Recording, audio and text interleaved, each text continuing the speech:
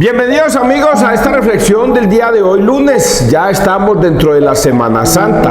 Ya ayer la iniciamos con el Domingo de Ramos y ya esta semana se dan unos momentos tristes para, ¿cómo decirlo?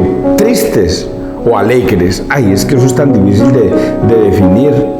Porque tristes, porque es la pasión, muerte de nuestro Señor Jesucristo. Eso es triste. Pero al mismo tiempo es alegre porque si Jesucristo no hubiese ofrendado su vida para la salvación del mundo, nosotros no tendríamos salvación. No tendríamos. Entonces uno no sabe cómo qué decir. ¿Es triste o es alegre o cómo es? Dios mío bendito. El caso es que ustedes ojalá lo entiendan. Antes de iniciar con la palabra de hoy, las lecturas de hoy, tengo que decir dos cosas o tres. La primera es que no hay un solo protestante, un solo protestante que estando lejos de la iglesia de Cristo sea salvo, ni uno. Testigo de Jehová, Adventistas, Luz del Mundo, Pentecostales Unidos, nombre, cuanta iglesia se inventen por ahí los pastores mentirosos, invéntese. No hay uno que sea salvo, no hay uno, a menos que regrese al redil, Tengo un amigo que me está causando mucha tristeza. Y se lo voy a decir como si fuera a ustedes también, mis amigos. Vean, si ustedes fueran mis amigos y conociéndome de ustedes a mí, César Arias, que tengo un hijo, mi Santiago lindo, y tengo una novia, y ustedes dijeran, César, no te vayas por ese camino, no te vayas por esa carretera, porque al final hay un abismo. Al final de la carretera hay un abismo en toda una curva y está de noche y usted no la alcanza a ver. Es mejor que no se meta por ahí, mijo, no se vaya por ahí porque es muy peligrosa.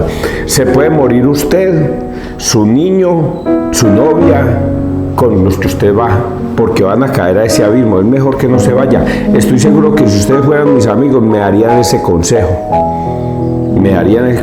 Ese consejo es el que yo le voy a decir a mi amigo.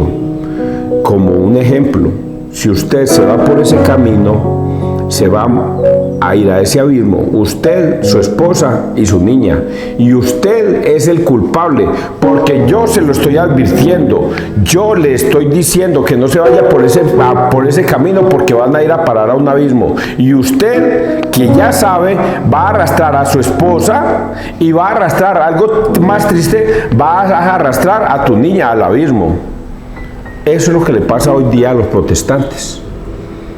Yo, César Arturo Arias, sé, leyendo las escrituras, que no hay un solo protestante que yéndose por ese camino van a lograr la salvación, sino que van a ir a un abismo. Eso es lo que hoy nosotros los católicos, o al menos yo, el padre Luis Toro y todos los que estamos en el catolicismo predicamos, que los protestantes, si siguen por ese camino por donde se han tomado la decisión de ir a oscuras, porque van a oscuras, no van ni siquiera de día, van de noche, a oscuras, van a encontrar al final un abismo. Espero que ustedes entiendan esto. Y algunos me podrán decir, César, es que usted es un fanático. Usted se volvió fanático ya de la iglesia. Déjeme, yo hago lo que me dé la gana.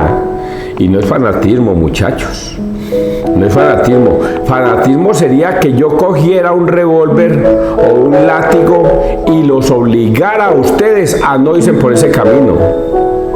Y a que si no me obedecen, entonces no. Eso sería fanatismo. Pero no soy fanático porque yo ya le dije. ¿Usted se quiere ir por ahí? Hágale, papito. Yo ya le advertí. Eso no es fanatismo. Yo solamente le advertí. Es lo que hace la Iglesia Católica todos los días. Llamar a sus feligreses a que no se vayan por un mal camino, sino a que anden por el camino de Cristo.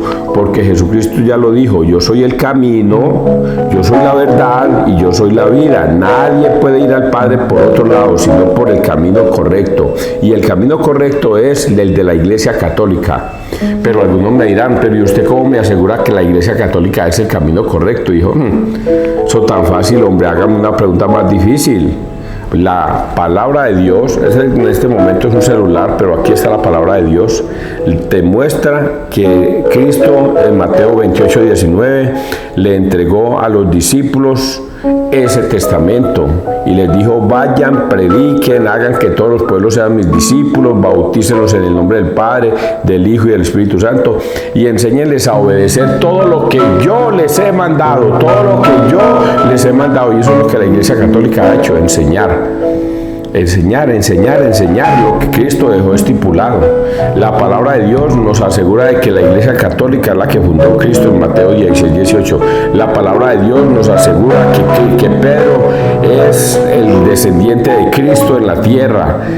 La palabra de Dios nos muestra que Cristo escogió a Pedro para que dirigiera los destinos de su iglesia. Pues la palabra de Dios. Si usted no cree en la palabra de Dios, entonces ahí sí no hay nada que hacer. Pero que nosotros nos vamos a rasgar las vestiduras y vamos a coger un látigo y nos vamos a castigar porque se van por ahí, como algunos hacían en la Inquisición tontamente, estúpidamente. No, váyase, papito, si usted quiere irse por ahí, yo ya le advertí. Espero que hayan entendido esto que le estoy diciendo. Y vuelvo y lo repito por si pronto se le olvidó. No hay un solo protestante, un solo protestante, grande, pequeño, anciano, viejo, joven, niño, que estando en una iglesia separada de la iglesia de Cristo sea salvo. Ni uno.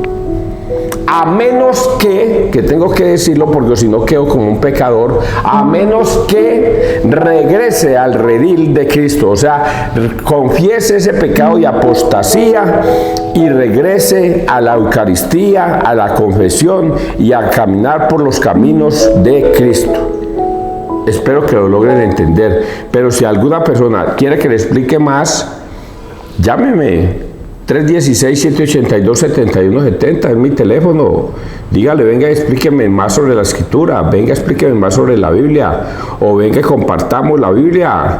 Usted me dice, yo le digo, pero con la Biblia en la mano, no con conceptos personales, y nos ponemos de acuerdo. Me llaman. Bueno, vamos entonces ahora sí a centrarnos a la lectura de hoy. Persinémonos, muchachos, en el nombre del Padre, del Hijo, del Espíritu Santo. Amén. Primera lectura, Isaías 42, 1, 7. Isaías está hablando aquí 500, 600, 700 años antes de Cristo venir al mundo. No gritará, no voceará por las calles. Por lo tanto, es profecía de Isaías. Mirad a mi siervo, a quien sostengo, mi elegido, en quien me complazco. He puesto mi espíritu sobre él, manifestará la justicia a las naciones. No gritará, no clamará, no voceará por las calles, la caña cascada no la quebrará, la mecha vacilante no la apagará, manifestará la justicia con verdad. Hasta ahí, ¿de quién está hablando? De Cristo. Está hablando de Jesucristo. No vacilará ni se quebrará hasta implantar la justicia en el país. En su ley esperan las islas. Esto dice el Señor, Dios que crea y despliega los cielos, consolidó la tierra con su vegetación, da el respiro al pueblo que la habita y el aliento a quienes caminan por ella. Yo, el Señor, te he llamado en mi justicia, te cogí de la mano. Te formé e hice de ti alianza de un pueblo y luz de las naciones, para que abra los ojos de los ciegos, saques a los cautivos de la cárcel, de la prisión a los que habitan en tinieblas. Palabra de Dios, te alabamos a ti, Señor Jesús. Los que seguimos a Cristo y nos preocupamos por leer y escuchar videos, enseñanzas de Cristo, nos damos cuenta de la realidad que fue en el tiempo de Cristo, que todo esto que Isaías profetizó lo vivió Cristo. Oiga, y voy a decir algo más. Cristo lo vivió, podríamos decir que durante los 33 años, pero como no conocemos sino la vida de Jesucristo hasta los 12 años, entonces podemos decir cositas de Cristo hasta los 12 años. Pero este tiempo que está nombrando Isaías es el tiempo de los 30 a los 33. O sea, desde el momento mismo en que él se bautizó hasta que murió en la cruz. Esos 3 añitos es a lo que está refiriéndose Isaías. ¿Qué va a hacer Jesucristo en esos 3 años? Esto. Por eso les dije al principio que nosotros no sabemos cómo comportarnos. O nos ponemos alegres o nos ponemos tristes. Si nos ponemos tristes, ponemos a nuestra sabiduría humana a obrar. Nuestra sabiduría humana, nuestra conciencia humana, nuestra forma de pensar y nuestros sentimientos nos hacen ponernos tristes porque han condenado a un hombre inocente a muerte. Esa es nuestra condición humana, sentir tristeza por las injusticias y el sentir hasta rabia por las injusticias. Esa es la sabiduría humana. Pero si metemos una sabiduría espiritual, que es la que Cristo le dijo a Pedro, que le dijo: Pedro, aléjate de mí, Satanás, porque piensas como los hombres y no como Dios. Y ese "y no como Dios" es esta partecita, que debemos pensar como Dios y no como Satanás, como el hombre, sino como Dios piensa. Y si vamos a pensar como Dios piensa, entonces nosotros deberíamos ponernos contentos, porque se está cumpliendo, óigalo bien, se está cumpliendo el mandato del Padre, que es que Cristo debe morir en la cruz. Pero más que morir en la cruz, analicemos ese pedacito. Debe ofrendar su vida como Cordero de Dios, ofrendar su vida como Cordero de Dios para la salvación del mundo entero. Entonces ya no es Cristo como hombre muerto en la cruz, sino como Cordero de Dios ofrendando su vida para salvarnos. Lo que hizo exactamente Abraham, cuando Dios le dijo a Abraham: ofréndame a tu hijo, sacrifícame a tu hijo. Y Abraham tomó a Isaac, lo llevó a la altura, a la montaña, lo amarró, lo subió en donde iba a ser ofrendado y lo iba a matar, lo iba a ofrendar a Dios. Y Dios vio que en el corazón de Abraham había temor de Dios y que Dios estaba por encima hasta de su propio hijo. Eso es lo que hoy Dios nos está mostrando, que entregó a su único hijo como Cordero de Dios, como Abraham hizo con Isaac, como Cordero de Dios, para ofrendarlo por la vida nuestra, por nuestros pecados. ¿Ustedes entienden esto? Ay, yo no sé, yo lo entiendo tan perfectamente y tan fácil que así lo está diciendo estas lecturas. Vamos a leer el Salmo. Salmo 26. El Señor es mi luz y mi salvación. El Señor es mi luz y mi salvación. ¿A quién temeré? El Señor es la defensa de mi vida. ¿Quién me hará temblar? Cuando me asaltan los malvados para devorar mi carne, ellos, enemigos y adversarios, tropiezan y caen. Si un ejército acampa contra mí, mi corazón no tiembla. Si me declaran la guerra, me siento tranquilo. Espero gozar de la dicha del Señor en el país de la vida. Espera en el Señor, sé valiente, ten ánimo, espera en el Señor. El Señor es mi luz y mi salvación. Esto que acabo de leer es solamente para los católicos. Es para los que realmente creen en el Señor, confían en el Señor y obedecen al Señor. Los protestantes podrán decir: no, César, eso va también para nosotros. Yo espero en el Señor, confío en el Señor. El Señor es mi luz y mi salvación. Y resulta que así no es, muchachos. Yo vuelvo y se lo repito, si usted no está caminando por los caminos del Señor y le está obedeciendo sus mandatos, preceptos, normas, decretos, esto no es para ustedes porque usted no confía en el Señor. Pero ¿cómo puede ser eso posible? Vuelvo y repito, todos los días repito lo mismo. Si usted no se confiesa con un sacerdote, sino que tiene la estupidez mental de decir que un sacerdote es un pecador común y corriente, igual que yo que voy a ir a confesarme con ese pecador, sino que yo me confieso con mi Padre que está en los cielos, no está por los caminos del Señor. Eso no es. Luego, mi Señor no es mi luz y mi salvación. Si fuera el Señor su luz y salvación, entonces usted iría al sacerdote a confesarse. Eso está en Juan 20, 21, 23. Es que yo soy el pan vivo bajado del cielo, quien coma de mi carne y beba de mi sangre tendrá vida eterna.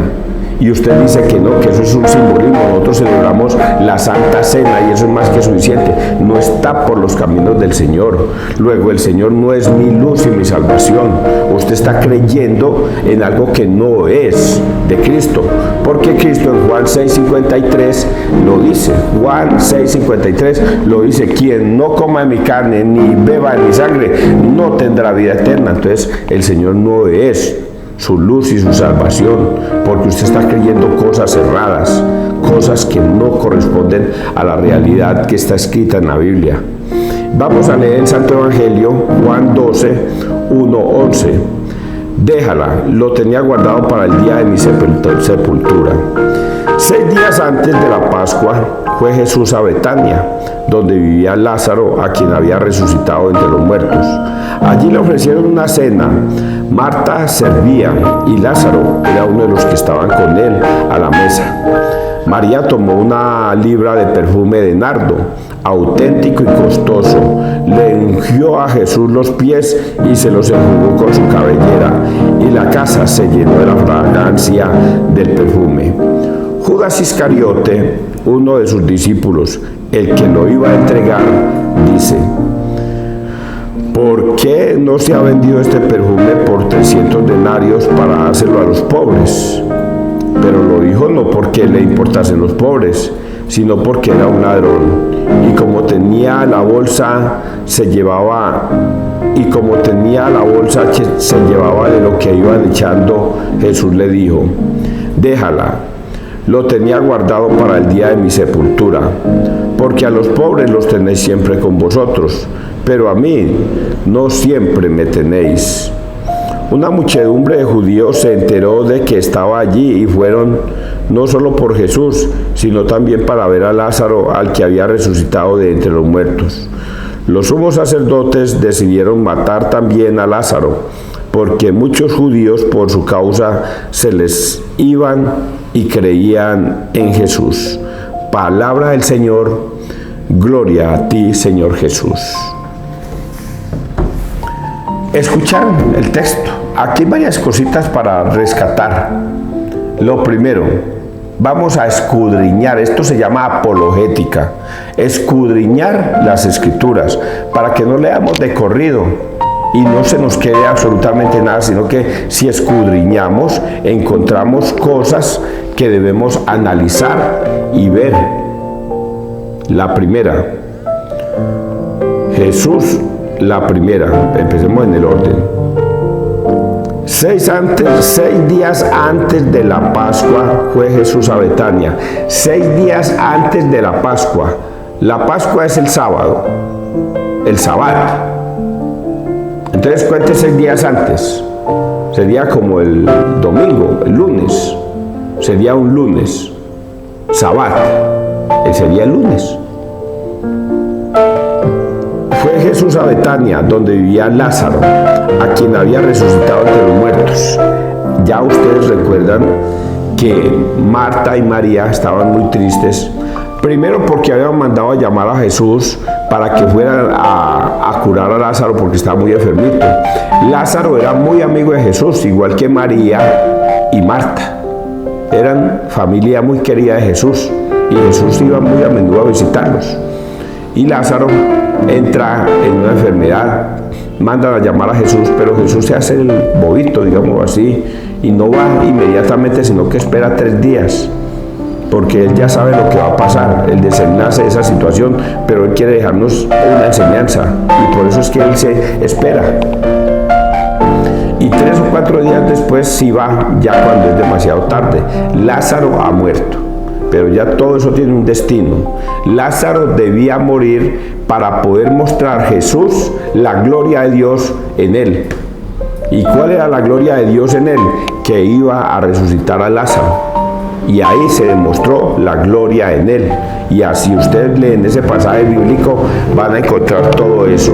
Como Marta llega llorando, o Jesús llega y Marta está llorando: Señor, si hubiera llegado antes, mi hermano se hubiera salvado. Y Jesús le dice: María, yo no te he dicho que si crees en mí, aunque muera, él resucitará. Dijo: sí, Señor, yo sé que él resucitará al final de los tiempos. No, Marta, yo soy la resurrección, yo soy la vida.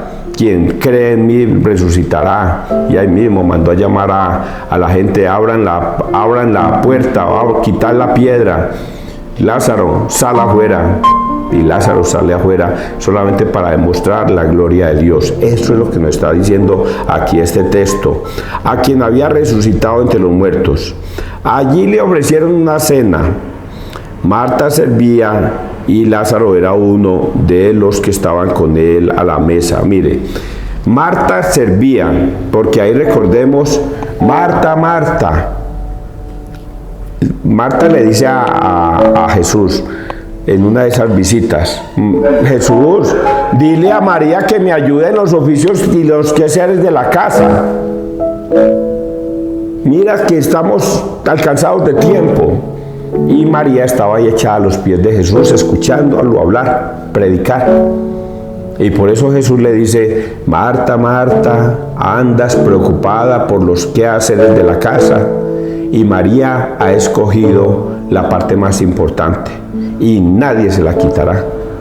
Marta servía, pero se dio cuenta que el servicio que ella hacía en el mundo no era importante. El servicio que ella debía hacer era servirle a Dios.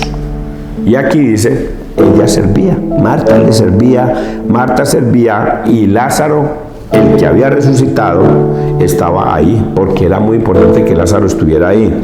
María tomó una libra de perfume, y esta es una historia linda que nos toca a todos. María tomó un frasco de perfume, dice aquí que una libra, un frasco de perfume, y se lo echó a los pies de Jesús. Y era un perfume carísimo, y se lo echó a los pies de Jesús y enjugaba con sus cabellos los pies de Jesús. Pero había otra historia aquí. Bueno, analicemos esta primero antes de irnos por favor a la otra.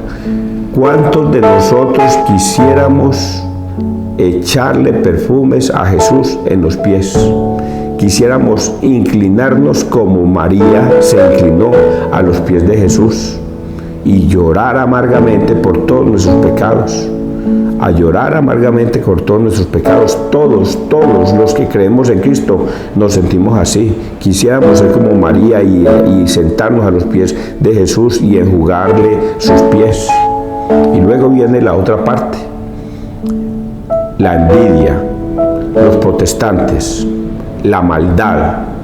Y es Judas Iscariote el que ha de vender a Jesús, porque aquí lo rescatan así. Hay 2 Judas trabajando con Jesús, 2 Judas, un Judas bueno y un Judas malo, y por eso rescatan a Judas de aquí, pero el Iscariote, el malvado, Judas el que iba a vender. ¿Y por qué rescatamos a este Judas Iscariote? ¿Y por qué decimos que son estos protestantes? Porque los protestantes son los que dicen frases como: si el Vaticano vendiera todas las riquezas que tiene en el Vaticano, se acabaría el hambre en el mundo. Pero no lo dicen porque ellos sientan de verdad eso, sino porque quieren que el Vaticano desaparezca para ellos reinar en el mundo, y así no hayan bases sólidas de que la Iglesia Católica es la que fundó Cristo. Y eso es lo que está haciendo Judas Iscariote. Era un ladrón. Él quería que vendieran ese perfume no para darle la plática a los pobres, sino para él guardársela, porque él era el que manejaba la contabilidad de Jesús, era el que iba y compraba las cosas y el que daban una ofrenda y él la guardaba y se malgastaba su dinero. Él no cuidaba que esa platica fuera bien gastada y pensaba que Jesús no se daba cuenta. Era un ladrón. Su mente no pensaba sino en dinero, lo que piensan hoy día los protestantes. No piensan sino en tener y paguen el diezmo y me importa muy poquito los pobres, porque cuando les dan el diezmo ellos no corren a dárselo a los pobres. Corren es a malgastárselo en viajes, en yates, en aviones, en fincas, en carros y todo esto. Luego sigue aquí, Judas Iscariote, uno de los discípulos, el que lo iba a entregar, porque no se ha vendido este perfume por 300 denarios para dárselo a los pobres. Esto lo dijo no porque le importasen los pobres, sino porque era un ladrón. Déjala, lo tenía guardado para el día de mi sepultura, porque a los pobres los tenéis siempre con vosotros, pero a mí no siempre me tenéis. Una muchedumbre de judíos, vamos a analizar esta parte, una muchedumbre de judíos se enteró de que estaba allí y fueron no solo por ver a Jesús, sino también para ver a Lázaro, el que había resucitado entre los muertos. A veces nosotros necesitamos milagros para creer en Jesús. Mire, no van solamente por Jesús, sino por el milagro, para ver si de verdad Lázaro resucitó. Y entonces resulta que Jesús dice, ustedes deben creer por fe, ni por milagros, ni por nada de esas cosas. Por eso la Iglesia Católica no se sostiene en el mundo por los milagros, se sostiene por la fe en Cristo. Y ustedes vieron al final donde unos hombres dicen, por eso querían matar a Jesús, porque no solamente se hacía hijo de Dios, sino porque, los sumos sacerdotes decidieron matar también a Lázaro, porque muchos judíos por su causa se les iban y creían en Jesús. Muchos, viendo los milagros de Jesús, decidieron apartarse de la iglesia, los protestantes, de la iglesia de los judíos y meterse al cristianismo.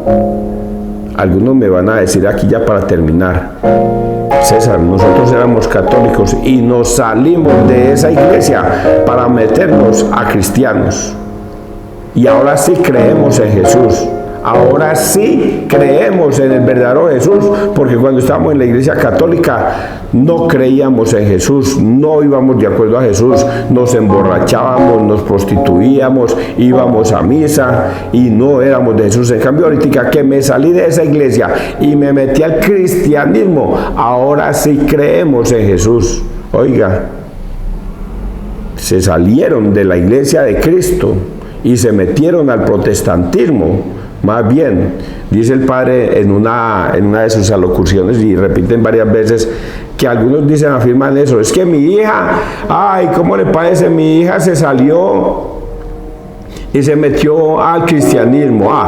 Mejor que se meta a evangélica que a prostituta.